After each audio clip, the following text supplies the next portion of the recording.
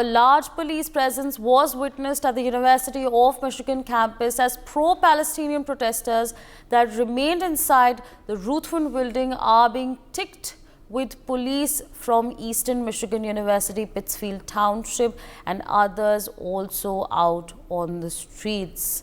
Still with us on the broadcast is Mr. Ravinder Sachdev, an international affairs expert. So now, of course, what's happening is these protests are now taking place all across the globe. So what do you make of this development that's coming in? Well, thank you. Yeah, protests are happening all across the globe, but perhaps I'll restrict myself to the protests, let's say, happening in the universities, which you just showed. Okay, what is happening in the universities in the United States? Protests from both sides are picking up, and from both sides, students, whoever could be getting violent, or if not violent, creating public safety issues. In fact, in my own university in Washington, D.C., where I did my master's, yesterday there was a protest by about 2,000 odd students, etc. One thing to remember is that and by the way, the presidents of the universities are highly concerned in the rise in anti-Semitic incidents also. Overall, I think in the US, the number of anti-Jew whatever episodes has gone up by 4 times in this past 1 month compared to earlier. And so campuses are very concerned. They're trying to figure out how to manage this. So there's a huge worry in the academic leaderships in the United States that, what is happening, how to manage hate speech, free speech versus protests and demonstrations. So that worldwide, the protests which are happening, keep aside the Arab world, because the assumption is the Arab world is definitely has much more sympathy and empathy with the Palestinian cause.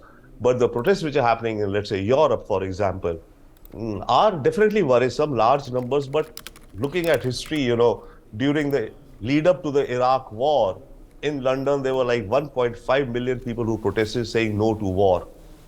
But the UK went ahead to war, along with the US, right? This time, the pro-Palestinian march in London was maybe between 3 lakh to 8 lakh. So point being, what I'm trying to say is that numbers matter, opinions matter, builds up a narrative, but it is not necessary that leaders really go with such mass opinions. Okay, the problem of the protests would arise, I think, much more in the Arab worlds, where if the publics get angry at their leaders like King Abdullah, Saudi Prince, Bahrain, Qatar chanceless, Egypt, those leaders will come under pressure from their own publics to take a more harder stance and do something with respect to this. So that's that other danger there. Last point I'll say, it's often said, many people say perhaps that, the marches in London and Europe are only Palestinians and Muslims. No, madam, absolutely not. The Palestinians are maybe 10% of those marches, right? In England, how many Palestinians are there? I doubt hardly more than a few 100,000. And how many of them turn up?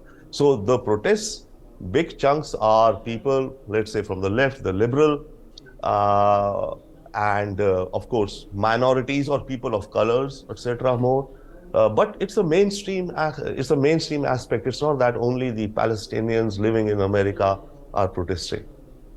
Right, sir, absolutely. We're also joined by Colonel J.S. Sodhi on the broadcast. So I'll quickly rope you in and ask you a question.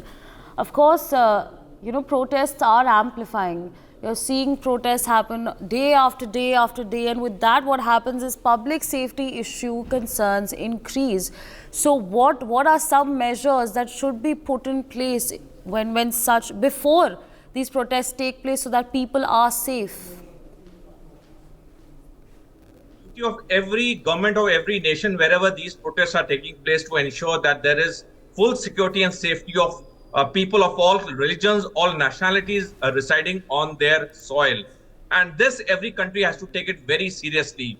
As regard the protest is concerned, in this Israel-Palestine war, the fact is that Israel is losing the propaganda and the perception war, because social media has made all the difference in today's times. The people have come to know more and more about this Israel-Palestine issue than they were aware about 2 decades back, before social media came into full swing in this world. So as this war prolongs, as the protests increase, there is immense international pressure on America as well as Israel to end this war. And to this effect, the Israeli foreign minister 3 days back said that by 30th of November, we have to wrap up this war because there is immense international pressure on us. For more such videos, subscribe to the NewsX YouTube channel, hit the bell icon.